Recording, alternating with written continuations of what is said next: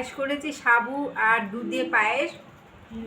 একাদশীতে সাবু পায়েস খাওয়া যেতে পারে, ফল খাওয়া যেতে পারে, কিন্তু কোনো দানা শস্য খাওয়া যাবে না। তো আজকে 15ই আগস্ট স্বাধীনতা দিবস। আজকে দিনটা খুব ভালো।